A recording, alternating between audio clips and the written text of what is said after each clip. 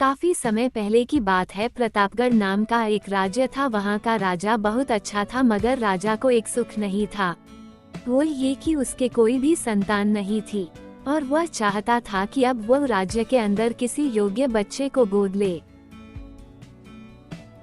ताकि वो उसका उत्तराधिकारी बन सके और आगे की बागडोर को सुचारू रूप से चला सके। और इसी को देखते हुए राजा ने राज्य में घोषणा करवा दी कि सभी बच्चे राजमहल में एकत्रित हो जाए। ऐसा ही हुआ। राजा ने सभी बच्चों को पौधे लगाने के लिए भिन्न भिन्न प्रकार के बीज दिए और कहा कि अब हम 6 महीने बाद मिलेंगे और देखेंगे कि किसका पौधा सबसे अच्छा होगा। महीना बीत जाने के बाद भी एक बच्चा ऐसा था जिसके गमले में वह बीज अभी तक नहीं फूटा था, लेकिन वह रोज उसकी देखभाल करता था और रोज पौधे को पानी देता था। देखते ही देखते 3 महीने बीत गए। बच्चा परेशान हो गया। तभी उसकी माँ ने कहा कि बेटा धैर्य रखो, कुछ बीजों को फलने में ज्यादा वक्त लगता है।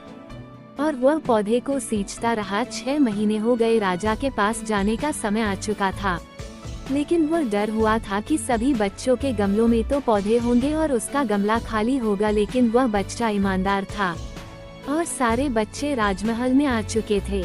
कुछ बच्चे जोश से भरे हुए थे क्योंकि उनके अंदर राज्य का उत्तराधिकारी बनने की प्रबल लालसा थी। अब राजा ने आदेश दिया, सभी बच्चे अपने अपने गमले दिखाने लगे। मगर एक बच्चा सहमा हुआ था क्योंकि उसका गमला खाली था। तभी राजा की नज़र उस गमले पर गई। उसने पूछा, तुम्हारा गमला तो खाली है? तो उसने कहा, लेकिन मैंने इस गमले की 6 महीने तक देखभाल की है। राजा उसकी ईमानदारी से खुश था कि उसका गमला खाली है, फिर भी वो हिम्मत करके यहाँ आ तो गया। सभी बच्चों के गमले देखने के बाद राजा ने उस बच्चे को सभी के सामने बुलाया। बच्चा सहम गया और राजा ने वह गमला सभी को दिखाया। सभी बच्चे जोर से हंसने लगे। राजा ने कहा, शांत हो जाइए, इतने खुश मत होइए। आप सभी के पास जो पौधे हैं वो सब बंज है। आप चाहे कितनी भी मेहनत कर ले, उनसे कुछ नहीं निकलेगा।